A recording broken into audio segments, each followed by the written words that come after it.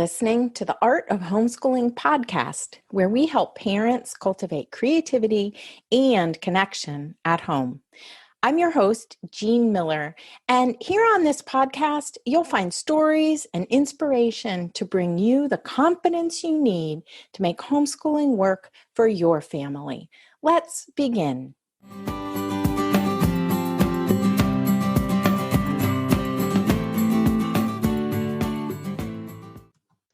If you feel stuck in your homeschooling right now, I'm so glad you're here because in this episode, I'm going to give you 4 specific questions to ask yourself so that you can move forward with confidence. These are the 4 questions to go from stuck to unstuck in your homeschool. As I'm recording this episode, a new homeschool year is on the horizon for many of you. And here's one version of a conversation I've been having lately with so many homeschoolers. It goes something like this. I have 3 kiddos and some curriculum already for the older 2. I know some of the blocks that are brought, but what about reading or writing skills? What about math? I also have a great book for this other topic. And then I thought of doing this other really fun thing. Oh, and I have a project idea I want all of us to do together. And on it goes until it starts to feel like they're spinning in circles. Do you know that feeling? I know I sure do. I remember getting stuck in that overwhelm so many times and then giving up and thinking, I guess I'll just figure this out tomorrow.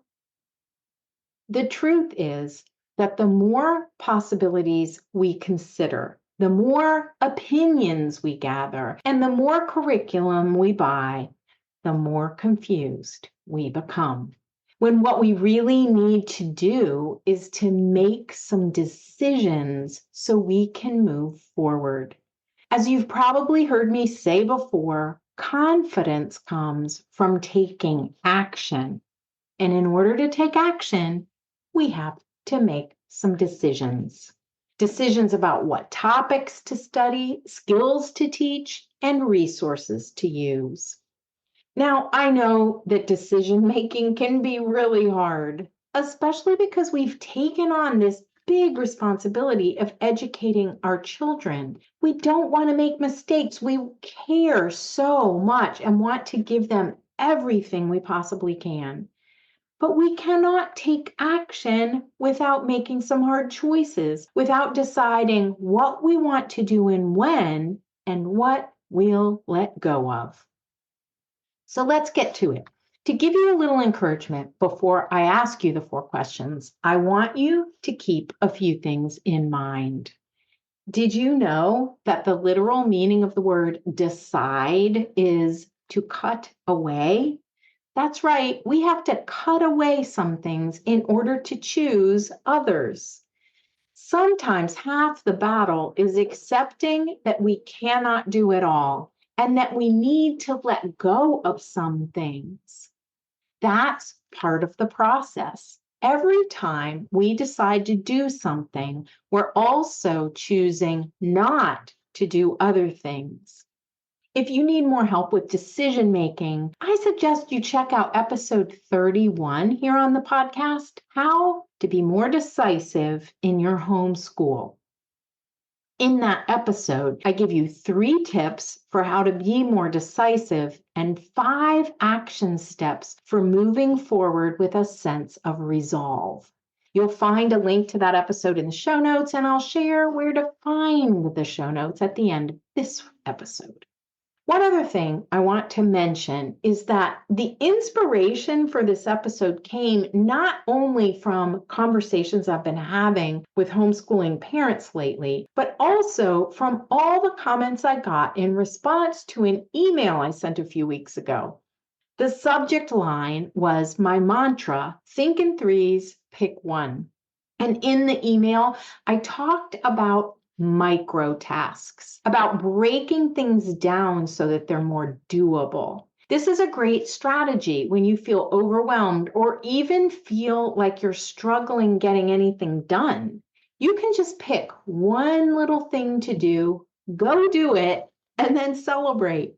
Sometimes we need to break the tasks or the decisions into smaller chunks so that we can take the necessary action.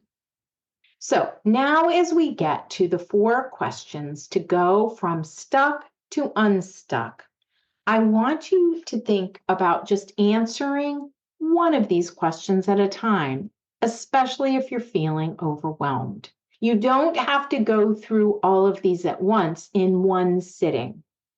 These 4 questions are great as you're trying to move forward with lesson plans. So as you think about the fall, for example, you can narrow your time frame by considering these questions month by month.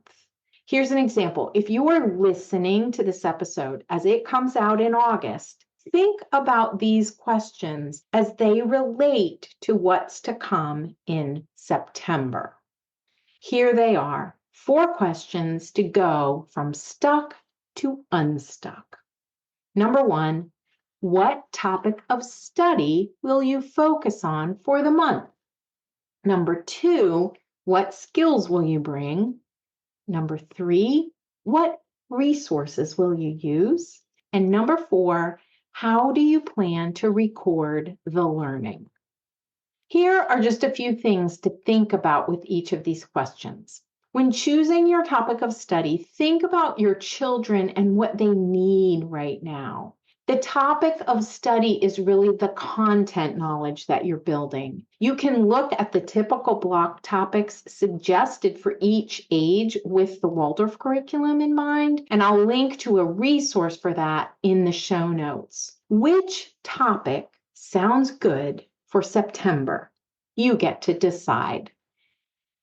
As you think about skills, just choose one set of skills for each child per month or block.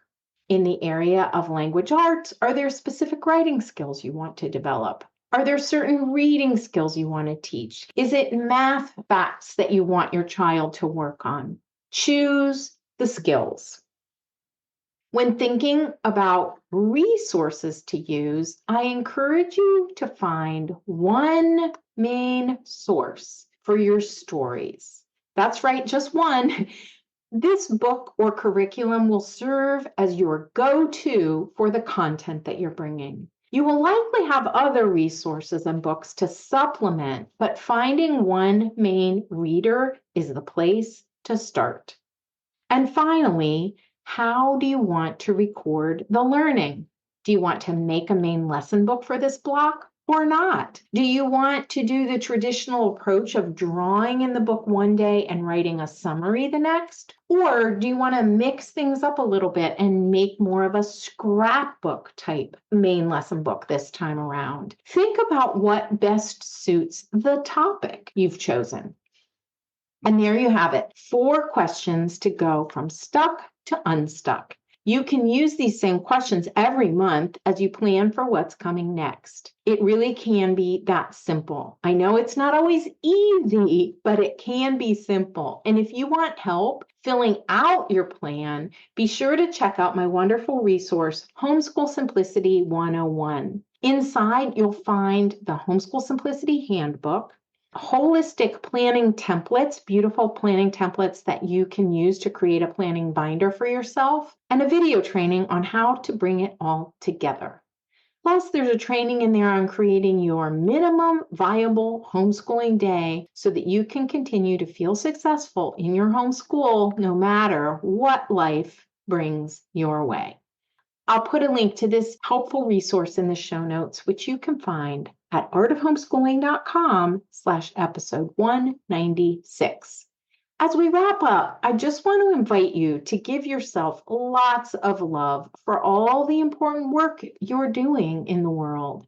Parenting and homeschooling take a lot of fortitude on our part, and we all feel overwhelmed and stuck sometimes. The Buddhist Pema Chodron says, and this is a quote, "The process of becoming unstuck requires tremendous bravery because basically we are completely changing our way of perceiving reality." So be gentle with yourself, my friend, and address these 4 questions one at a time as you plan for the month ahead. Here's to going from stuck to unstuck in your homeschool and your life.